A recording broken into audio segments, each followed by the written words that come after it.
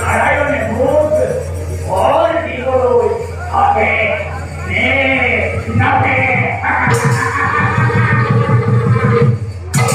কিন্তু ধর্মরাজ